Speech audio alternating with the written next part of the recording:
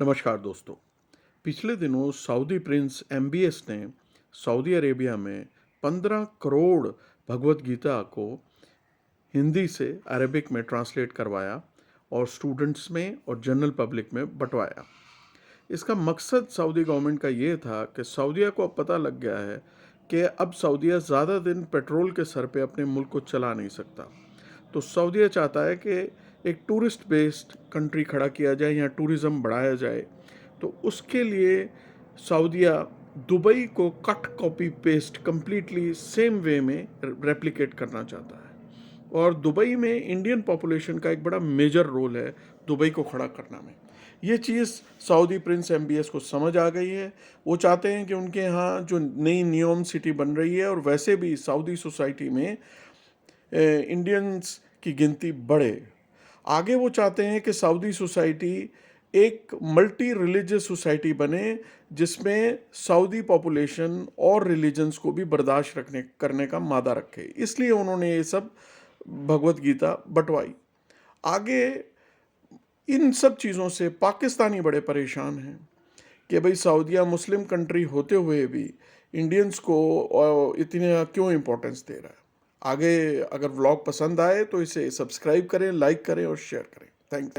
इसमें बात हम ये करेंगे कि सऊदी अरब के अंदर भगवत गीता की 15 करोड़ कॉपीज अरबी में ट्रांसलेट हुई और उसके बाद वो डिस्ट्रीब्यूट भी हुई। सऊदी अरब का इंडिया के साथ रिलेशनशिप तो बहुत अच्छा है, लेकिन अब हिंदुइज्म और हिंदू कल्चर की तरफ सऊदी अरब का जो खिंचाव है या जो झुकाव है वो बहुत ज़्यादा इस्लामिक दुनिया को जी चुभ रहा है कि मुस्लिम कंट्री, मुस्लिम उम्मा का लीडर हिंदुइज्म की तरफ क्यों जा रहा है। की तरफ नहीं है। हाँ। वो हमें कहते हैं रफीक। अच्छा। रफीक का मैंने होता है दोस्त। अच्छा। और पाकिस्तानियों को सऊदी रफीक कहते हैं। रफीक कहते हैं। अच्छा। और रफीक का मैंने दोस्त है। हाँ। आपको भी नहीं पता होगा क्योंकि आपको नहीं पता। नहीं सर, हम कभी गए नहीं है ना। हाँ। और गैर मुस्लिम को, हिंदू को वो कहते हैं सदीक। हिंदुओं को सदीक कहते हैं। सदीक का मतलब है सच्चा दोस्त। अरे वाह, हमें दोस्त और उन्हें सच्चा दोस्त। उन्हें सच्चा दोस्त। हम जैसे कहते हैं ओए इधर वो ये ओए, और उनको वो जी, उनके लिए जी है।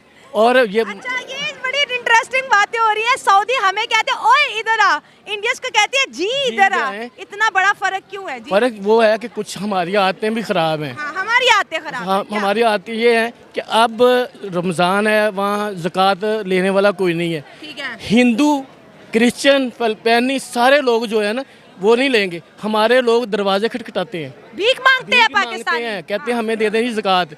तो हमारी इज्जत इस तरह होनी है। सऊदी अरब के अंदर भगवत गीता को अरबी में पढ़ाया जा रहा है। वो हिंदुइज्म की तरफ जा रहे हैं, वो हिंदू कल्चर्स की तरफ जा रहे हैं। इसके साथ साथ इंडिया के साथ भी उनके ताल्लुकात गुज़िश्ता कई सालों में बहुत ज़्यादा बेहतर हो रहे हैं। पाकिस्तान को सऊदी अरब एलिमिनेट कर रहा है, कहीं पे भी एग्जिस्ट नहीं कर रहा जी। 15 करोड़ अब ट्रांसलेशन उन्होंने की अरबी ज़बान में, उनकी हिंदी को अरबी में ट्रांसलेट किया, बच्चों को पढ़ा रहे हैं। तो भगवान कृष्णा स्टोरीज हमें सिर्फ वो दिखावे का है, क्योंकि हमने हाथ बुलाया, हम भीख मांग के हमारे दरवाजे पे एक दफ़ा दो दफ़ा कोई भीख मांगने आएगा, हम तो झिड़केंगे उसको। तो हमारा यही काम है। और हिंदू बन जाना था और बने हुए अंदर में वो हिंदू, और तस्वीर उनकी वो ऐसे घुमाते हैं जितनी दूसरी कंट्रीज के।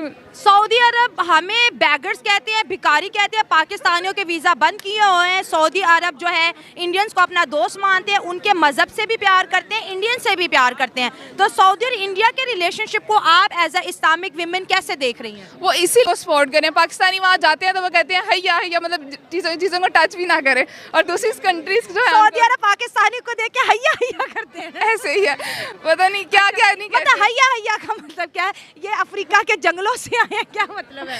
उसका मतलब ये है कि पाकिस्तानी जो है वो हर चीज़ से दूर रहे, बस वो वहाँ पर कोरोना वायरस की तरह सऊदी अरब की हर चीज़ से पाकिस्तानी हैया हैया दूर रहे। हाँ जी, ऐसे ही है यार। क्या मतलब हमारे पड़ोसियों की इतनी इज्जत, हमें ना कोई 3 में लिखता है ना 13 में।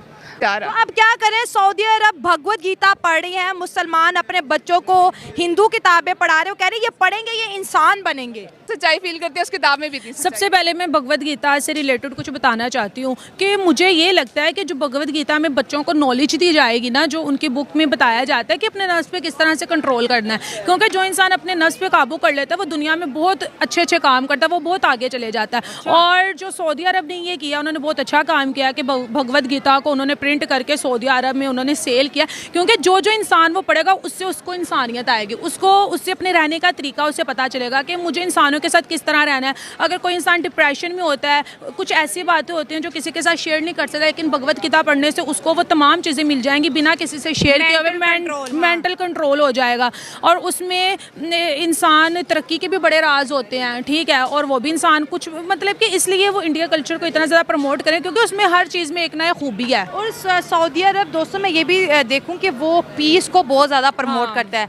भगवत गीता में जो है भगवान कृष्ण और अर्जुन की जो है एक बहुत लंबे डायलॉग हैं, 700 के करीब इनके श्लोक हैं। और हर श्लोक, क्योंकि मैंने भी जितना इसको पढ़ा है सुना है, आपको जो है एम्पावर करेगा, आपको ज़िंदगी को अच्छा तरीका बताएगा। तो ना सऊदी अरब ने आज से पहले ऐसा नहीं किया, अब वो हिंदुइज़्म को अपने बच्चों को पढ़ा रहा है, टेम्पल्स भी अरब कंट्रीज़ के अंदर बन रहे हैं। क्योंकि सऊदी अरब को पहले इतनी अक्ल नहीं थी क्योंकि अब उनको अकल आती जा रही है। पहले वो तेल पे ही बैठे थे कि हमारा तेल कभी ज़िंदगी ख़त्म नहीं होगा, लेकिन अब उनको भी पता चल गया कि यार अगर हम तेल पे ही बैठे रहेंगे ये एक दिन ख़त्म हो जाएगा, फिर हम उसके बाद क्या करेंगे, फिर हमारी तरह हाथ फैलाएंगे कि यार हमें इतने बिलियन दे दो, उतने बिलियन दे दो, क्योंकि हर कंट्री ने अपनी एक म्यार बनाया, अपनी एक रैपो बनाई हुई है, तो वो उसको मेनटेन करना चाहते हैं। कोई भी इंसान नहीं चाहेगा कि मैं किसी कंट्री के आगे हाथ फैला के मांगूँ। तो इस वजह से उनको पता है कि अब अगर हम किसी भी कंट्री की बात कर लें तो उनमें सबसे ज़्यादा टॉप पर इंडिया है, ठीक है। अमेरिका को देख लो, वो एक सुपर पावर है, लेकिन वो किसके साथ अपने रिलेशन बेहतर करना चाह रहा है? इंडिया के साथ। चाइना को देख लो, इंडिया के साथ। सऊदीया को देख लो, इंडिया के साथ। ईरान को देख लो, तुर्की को देख लो। तो हर कंट्री चाहती है कि हम इंडिया के साथ अपने रिलेशन बेस्ट करें, क्योंकि वो आजकल ऊंचाइयों पे जा रहा है। अब देख लो, हम लोग यहाँ पे अपने बच्चों को कहते हैं चांद इधर आओ, चांद इधर आओ, तो वो देखो इंडिया चांद पे चला गया। यार हम उनकी कौन कौन सी चीज़ें बयान करें, मैं बहुत कुछ बताना चाहती हूँ, लेकिन वो कहते हैं ना टॉपिक के अंदर है कि तो हमारी इज्जत सऊदी क्यों नहीं करते? हमें तो निकाली जा रहे हैं, इंडियंस को वीज़ा देते हैं, हमें आने नहीं देते। हमें मुसलमान ही नहीं समझ, वो कहते हैं यार तुम लोग तो पता नहीं कौन से मुसलमान हो। तो ये चीज़ें हैं। वो तो हमारे भिखारियों को भी पकड़ पकड़ के पाकिस्तान भेज रहे हैं कि भाई चले जाओ, हमारी कंट्री को क्यों बर्बाद करना है। यहाँ पे लोग हज उम्रे करने नहीं आएंगे भिखारियों की वजह से। तो वो लोगों को समझ आ गया। अब देखो जो वहाँ का प्रिंस है वो एजुकेशन को उन्होंने कितना प्रमोट कर दिया, वहाँ पे मंदिर बनाए जा रहे हैं क्योंकि वहाँ पर हिंदुओं की तादाद मजीद बढ़ती जा रही है। तो लोग उन्हीं लोगों के लिए चीज़ें बनाएंगे जिनको पता है कि ये लोग हमारी कंट्री में आएंगे, हमें इनसे प्रॉफिट होगा, हमें फ़ायदा होगा, हमारी कंट्री उस लेवल पे जाएगी। वो क्लब्स बना रहे हैं जो आज तक कभी कोई सोच नहीं सकता था, वो मंदिर बना रहे हैं। वो अभी मैंने एक वीडियो देखी थी, वो जो पुरानी मस्जिदें थी उनको वो शहीद कर रहे हैं, वहाँ पे होटल्स बना रहे हैं। तो